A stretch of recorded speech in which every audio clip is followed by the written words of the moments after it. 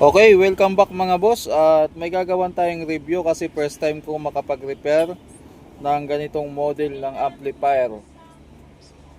So meron tayong wala tayong background music pero background ng daldalan sa paligid ko meron. Okay.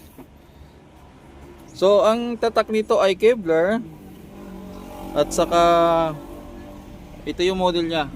KAV 800. So high power karaoke amplifier. Ito, meron siyang ilaw sa power tapos yung signal siguro para sa left and right saka power. Design wise, sa front panel ito yung pinaka type ko sa lahat pagdating sa amplifier. Gustong gusto ko yung mukha niya. Yung simplicity ng mukha niya, ito yung gusto ko. Yan, mga boss. Kasi kung titingnan nyo, napakasimple lang, madali siyang i-operate. Tingnan nyo dito. Volume, balance, high, low, mid, at saka low. Yung pinakaton. Wala nang ibang kaartihan pa na mga features dyan. Kumbaga straightforward yung design niya. Tapos microphone, volume, echo yan, dalawang kabitan. Tapos yung input yan, BGM at saka auxiliary. Tsaka yung butas niya dito, gusto ko rin yung daanan ng hangin. Power. So ganito yung mukha ng amplifier na gustong gusto ko. Napakasimple kasi hindi na kailangan ng palamuti or pagandahan. Hindi naman siya, para sa akin maganda siya. Hindi naman sabi na yung pagaraan. Okay? So tingnan naman natin yung sa likod. Tika lang, ipihit ko lang. Tulad nga ng sinabi ko, napakasimple lang ng pati likod niya, napakasimple lang oh. Speaker output, terminal, AC terminal para sa parang extension. Ito naman yung input niya, BGM, auxiliary, return send. Yun lang, mga boss.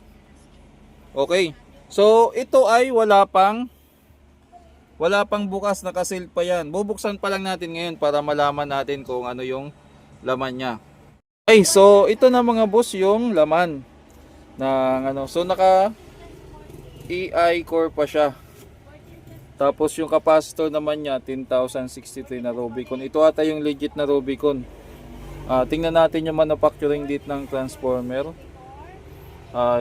Yan. Great Green Electric 8906. So mga 2006 to kasi tiningnan ko dito. Ayan nga 2006 722. Yan. So napakasimple lang ng design niya mga boss. Yun, at saka nakapangsaki talaga. Maayos yung pagkalatag ng pyesa. Yung pagka-arrange ng pyesa maayos na maayos. Kung siguro kung meron lang tayo may pipintas dito, sa kaha lang ito kasi nagbi-build up na yung kalawang. Pero matagal na yung ganito kasi kung babasihin natin yung 2006, 20 years old na yung amplifier na to, mga boss. Ayan. So tingnan natin sa perspective naman na doon naman babalik na rin natin yung amplifier na to. Matibay talaga pag ganito eh. Astig yung amplifier na to. So ayan mga boss. Yung transistor naman niya ay 1, 2, 3, 4, 5, 6, 7, 8. 8 din. Saka maganda talaga yung pagka-arrange niya oh. Maganda. Yung relay niya dalawa na rin. Ayan, malabo ba yung kuha natin? Maganda yung relay niya tapos naka-IC na rin. Ito yung output niya, naka-rearrange, maganda talaga yung nga pala, nakita ko ng problema nito yung corrosion. Ayan oh. Corrosion at saka kalawang. Ayan, makikita nyo. Andito rin sa gilid yung fuse. So kailangan ito linisan. Tapos saka natin i-restore. Kakausapin ko muna yung may-ari at ipapakita ko sa kanya ang problema. May mga resistor na dapat palitan, mga transistor. Ayan. So zoom. Ayan yung niya, mga piyesa niya. So kailangan malabahan to para malinis. Kausapin ko muna yung may-ari. So tiningnan ko yung mga transistor na gamit. Iba pala yung transistor niya, A11, 86. So A dalawa, tapos yung ano naman ay C2837. So lumang modelo pa nga itong mga boss. Pero maganda kasi pati driver transistor niya naka ano na rin naka heatsink na rin. So magandang pagka-arrange. Yung bias transistor naman na gamit niya ay ayan, ito 668 669. Yan. So pag nagawa natin to maganda tong ano, masusubukan natin yung lakas. Capacitor niya solid pati yung regulator niya para sa preamp ay maganda rin. Pati capacitor na ano malaki din ganito talaga yung mga type ko na amplifier.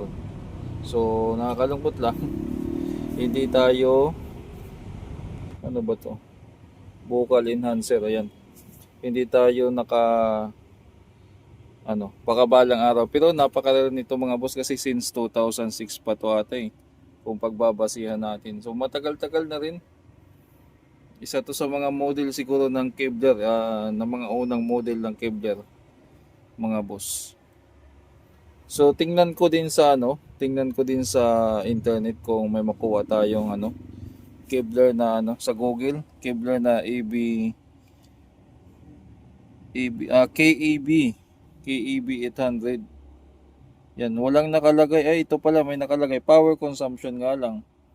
Hindi siya yung power output. Total harmonic distortion naman niya ay 0.01%. Meron siyang serial number. Pero usually pag ganito mga boss na ay halos kasing lakas lang naman to ng 5 auto o lumamang na kunti kasi yung supply pala hindi natin na-topic supply niya ay 2.65 ampere, blue, black, blue 38038, tapos 18018. Ito naman yung para sa supply ng preamp. Tapos ito yung 9 volts na 09 volts niya ay para sa pan yan sigurado. So ito yun, ito yan, ito. So maganda itong pag nagawa natin. Antayin ko lang yung pasabi ng may-ari. So sa review naman natin mga boss, tingnan, maganda ng wire. Tataba ng wiring. So hanggang dito na lang din yung review natin para may upload na natin. Yan. So shoutout na lang po sa lahat ng mga viewers ko. Pasensya na po, hindi ako nakakapag-reply sa mga comment nyo. At hindi ako nakakapag tawag dito. 00. Okay. Yung brightness ang inayos natin. Baka magkaroon shoutout pala. Hindi ako nakakapag-shoutout, nakakapag-reply. Naging busy lang po. Pero babawi ako sa susunod. So additional info lang dito sa nag-search ako sa Google. Nakita ko yung yung power niya, yung output niya. So kapag 8 ohms na speaker ang nakaload ay 100 watts per channel. Kapag naka 4 ohms naman ay 400 watts. So kadalasan yun pag mga ganun ang declaration ay RMS yun mga boss. So yun lang yung dagdag info natin dito sa Kevlar.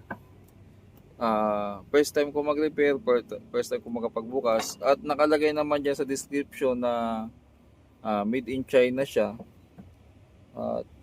Gano'n naman talaga made in China.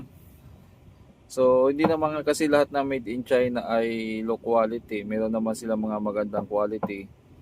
Depende lang kung saan nila ibibenta or i-distribute or i-export. So nataon dito ata napunta sa atin sa Pinas, tumatanggap tayo ng Class A kaya hindi gaanong mahigpit.